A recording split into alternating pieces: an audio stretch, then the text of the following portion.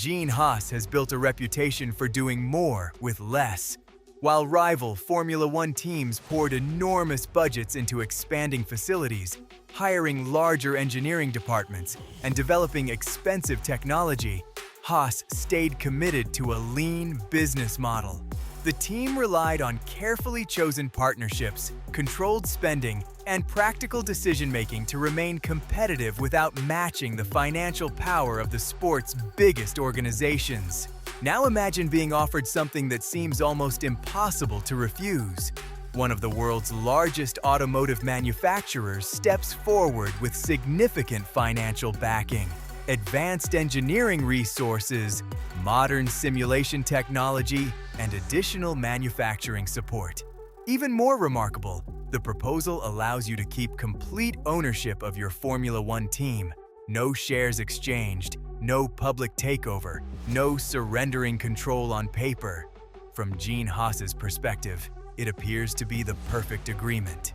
But Formula One has always rewarded those who look beyond what is written in the contract. The biggest changes often happen gradually, through influence rather than ownership.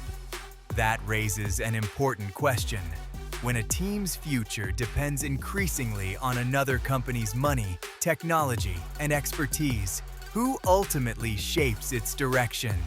The answer may not become clear immediately. It could take several seasons before the true impact of this partnership is fully understood, and by then, some of the most important decisions may already be out of Gene Haas's hands. For years, Haas operated with a philosophy unlike almost every other team on the Formula One grid. Instead of building every major component internally, the organization focused on keeping costs under control by relying on trusted technical partners. Ferrari supplied the power unit and several key mechanical components, while much of the chassis production was outsourced. It was a business model designed around efficiency rather than scale. That strategy allowed Haas to survive in one of the world's most expensive sports, but Formula One rarely stands still.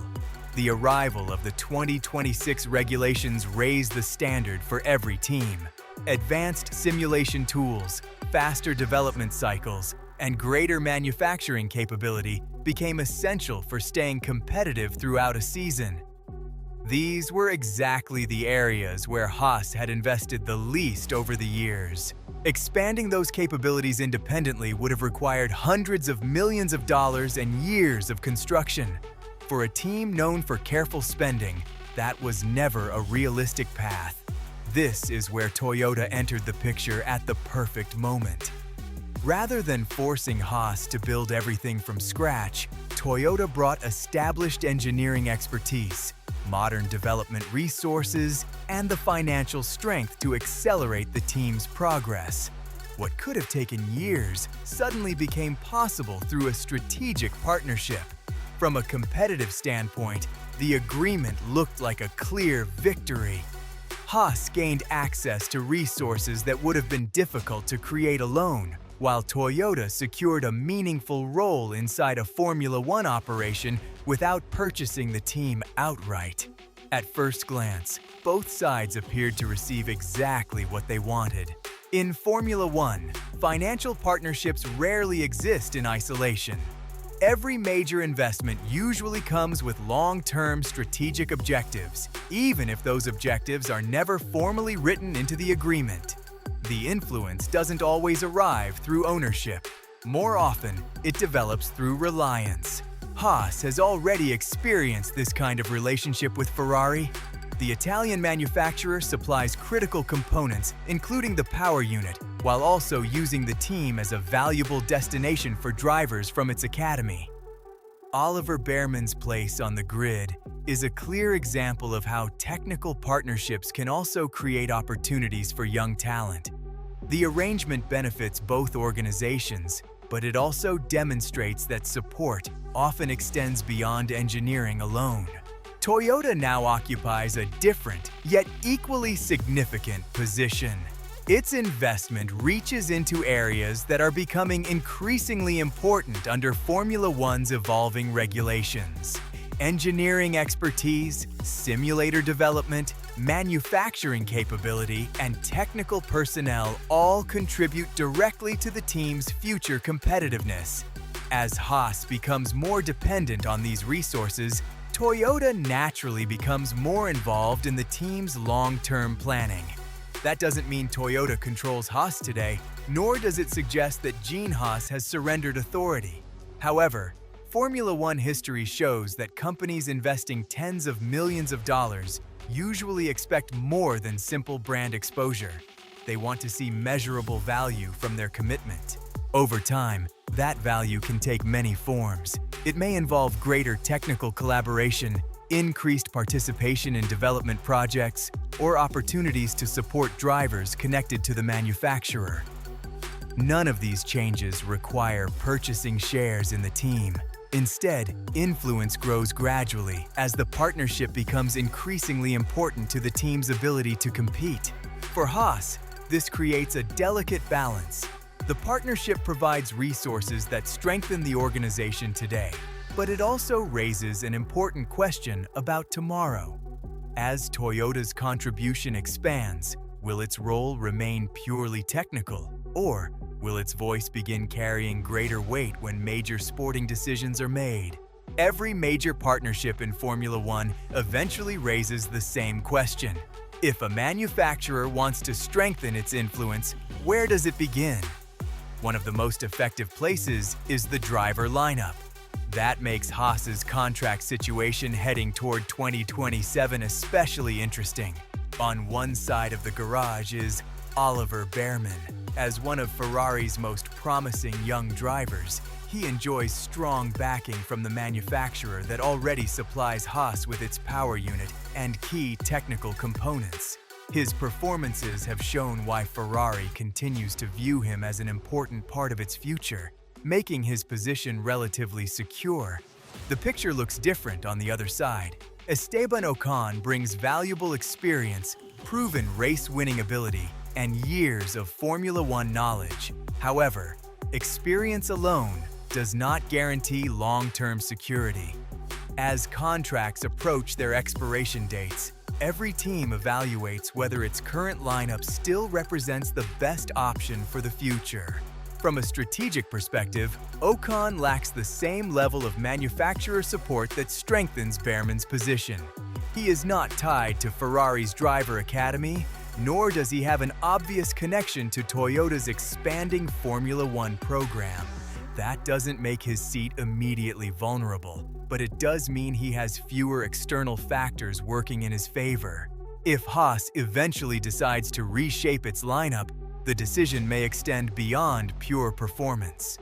Manufacturers often prefer drivers who align with their broader development programs and long-term objectives. As Toyota's partnership continues to grow, speculation naturally shifts toward whether the company will eventually hope to see one of its own preferred drivers competing under the TGR Haas banner. Nothing about that outcome is guaranteed. Still, contract timing, changing priorities, and expanding technical relationships create the kind of circumstances where driver decisions can become closely connected to broader strategic interests. While much of the attention has focused on Toyota's financial and technical investment, another part of the partnership deserves just as much attention: its growing commitment to driver development.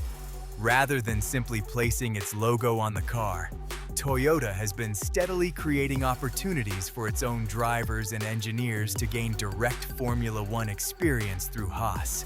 That process began with private testing programs involving Toyota-affiliated drivers in older Formula One machinery. On the surface, these sessions were designed to help promising talent understand the demands of Grand Prix racing while allowing engineers to collect valuable technical data. Similar programs are common across Formula One, making the initiative appear perfectly routine. However, the significance goes beyond the number of laps completed.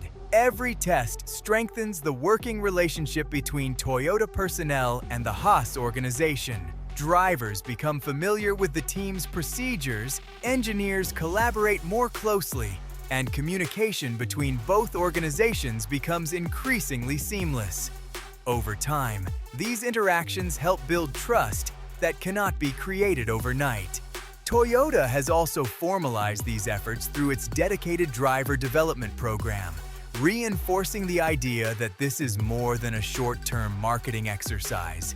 It represents a long-term investment in preparing future talent while deepening the technical partnership between the two organizations. Importantly, this doesn't necessarily mean any current Toyota development driver is guaranteed a Formula One race seat. Instead, the program creates flexibility. If the opportunity arises in the future, Toyota will already have experienced personnel who understand Haas's systems, engineers who know the team's working methods, and drivers who have spent meaningful time inside the operation. In Formula One, major strategic changes rarely happen suddenly. They are usually built through years of preparation. By gradually integrating its people into Haas's daily activities, Toyota is positioning itself to play a larger role in the future, whether that eventually involves driver decisions or simply strengthens one of the sport's most significant technical partnerships. If Toyota eventually decides to support a driver for a future Haas seat, the obvious question becomes, who fits the profile? The ideal candidate would already understand Formula One, possess proven speed, offer valuable experience, and strengthen Toyota's long-term ambitions. One name consistently stands out in that discussion: Yuki Tsunoda. Tsunoda's Formula One career has taken several unexpected turns. After spending years within Red Bull's development system, he earned opportunities at the highest level, but also experienced the intense pressure that comes with competing inside one of the sport's most demanding organizations. As the driver market continued to evolve, his long-term future became far less certain than many expected. At the same time, Honda's changing role in Formula One has created a unique situation, with manufacturers forming new partnerships and teams locking in their future driver lineups. Tsunoda could eventually find himself searching for a competitive seat, despite already proving that he belongs on the grid. Drivers with that combination of experience and availability rarely remain on the market for long. From Toyota's perspective, the opportunity would be difficult to ignore. Tsunoda is not only an established Formula One competitor, but also one of Japan's most recognizable racing figures. Placing a Japanese driver in a Toyota-backed Formula One project would strengthen the company's global motorsport identity, while giving the team a proven competitor capable of delivering consistent results. The move would also carry symbolic value.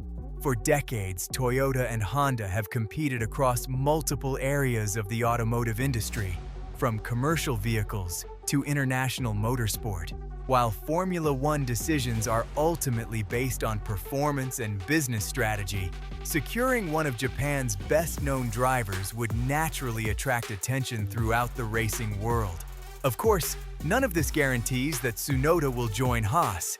He could remain elsewhere in Formula One, new opportunities could emerge, or Haas may choose to continue with its existing lineup. Nevertheless, when analysts examine the current driver market alongside Toyota's expanding involvement, Tsunoda remains one of the most logical names connected to the team's long-term future. Looking at today's agreement, it is easy to understand why Gene Haas viewed the partnership as a major success. His team gained financial backing, advanced technology, engineering expertise, and access to resources that would have been extremely difficult to build independently. On paper, Haas retained full ownership while significantly strengthening its ability to compete. The more interesting question is whether ownership alone guarantees complete control. Formula One has always been a sport where influence is earned through investment, technology, and long-term cooperation as much as legal agreements. A team may keep every share of its business, yet still find that its most important decisions are increasingly shaped by the partners keeping it competitive. Perhaps Toyota's role will remain exactly as it is today, a valuable technical collaborator with no interest in directing sporting decisions. Or perhaps, as the partnership grows stronger, its influence will naturally expand alongside its investment. Only time will provide the answer. As Formula One approaches the 2027 season, one question remains worth watching. When Haas makes its next major driver decision, will it reflect only the team's own vision for the future? Or will the priorities of its most important partner also play a role? Let us know your thoughts in the comments. Do you believe Toyota is simply building a stronger technical partnership? Or is this the beginning of a much larger long-term strategy?